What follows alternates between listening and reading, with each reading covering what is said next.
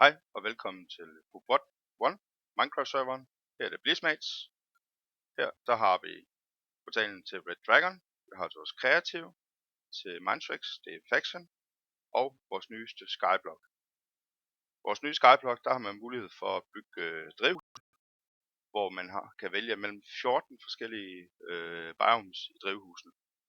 Min video, der kommer til at ligge et link her, så man kan se den igen, hvis man vil. Jeg har også lavet en demoø, som I kan gå hen og kigge på. Der skriver man IS Warp Blizzmates. Sådan her. Her har I de kommandoer stående, som er til rådighed, når man skal lave drivhus. Vi har denne her /G.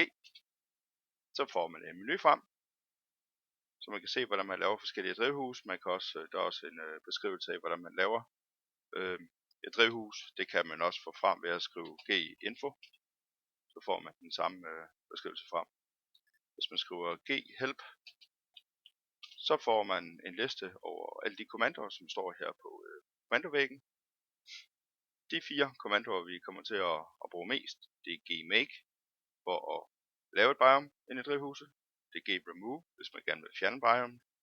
Så er det glist, hvis man gerne vil have en liste på alle de biomes, man kan lave. Vi kan prøve at skrive glist.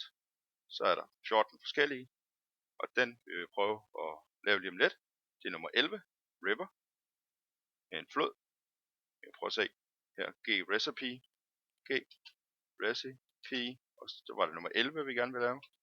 Så står der her, at gulvet skal bestå af minimum halvdelen af gulvet skal være vand.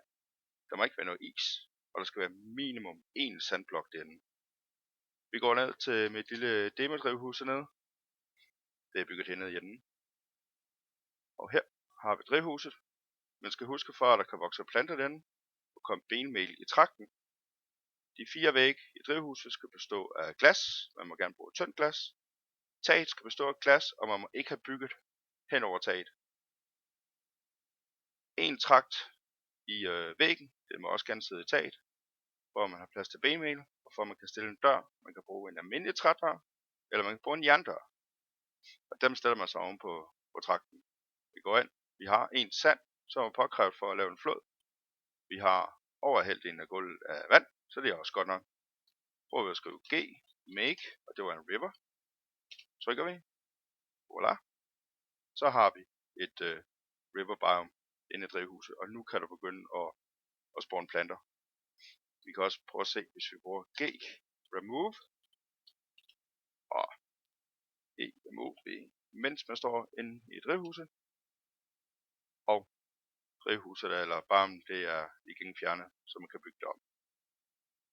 Her på menuen, så har jeg bygget alle 14 biomes, så I kan bare tage hertil og se på det.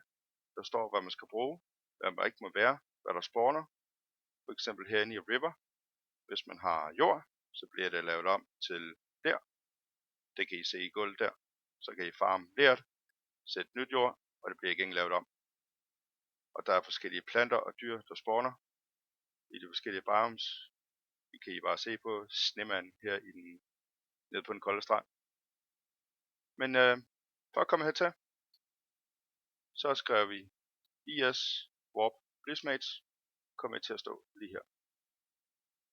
Ja, jeg håber I kan finde ud af det. Tak for den gang.